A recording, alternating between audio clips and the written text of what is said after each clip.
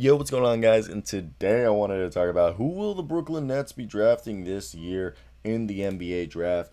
And let's get right into it, guys. And I want to talk about who's under contract for them next year. Basically, the guys they have under contract is Joe Harris, Kyrie Irving, Kevin Durant, James Harden. DeAndre Jordan's under contract, but I really expect them to move on from him. Landry Shamit's under contract. Nicholas Claxton's under contract, and so is Elise Johnson. I was about to butcher his name. Either way, with that being said, they'll probably bring back Bruce Brown, maybe Timothy Luwalu, and they'll try to bring back Jeff Green, but he might get somebody else, and they'll probably bring in a big man.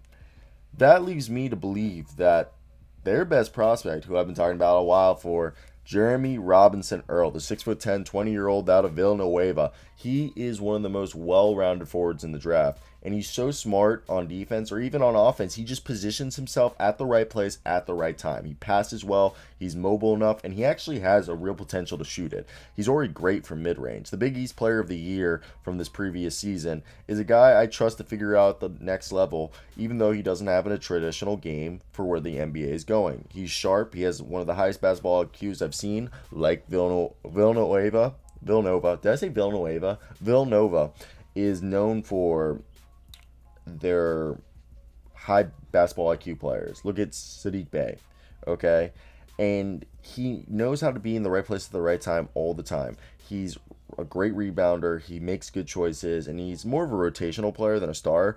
And he's a guy that I believe, since we've seen the success of undersized bigs such as Blake Griffin, Marcus Morris, who have had success in the playoffs due to their perimeter game and the strength to defend post-ups, this is a guy the Nets should try to find and draft. He's a smart role player to pair with their trio of stars, Durant, Irving, and Harden. And I'm a fan of Robinson-Earl. He's a guy who shouldn't have any problems starting early, like playing early. And the track record of success from Villanova guys is high because they come in ready to switch defensively, make high-level reads, and process the game quickly. Robinson-Earl does all of that at a high level and has potential to shoot it from the front court. Okay? So I think right there we're all just like, he, in my opinion, is somebody that the Nets would just benefit tremendously from. Now, Dusamu was one of the best college players this past year, posting 20 points, 6 rebounds, and 5 assists while leading Illinois to an amazing season. He's pro-ready, and he has the ability to make an impact immediately due to his athleticism, vision, and defensive ability with his length and poise.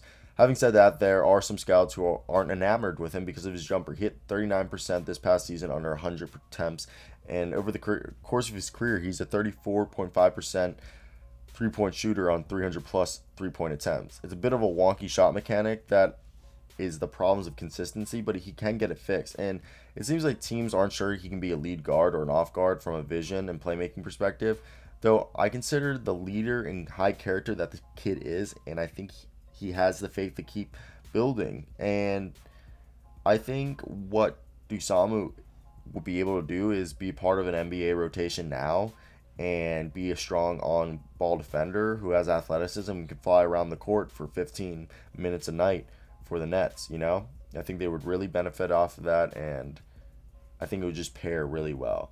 Now, there's a guy who might not be in the draft, but I'm kind of a fan of.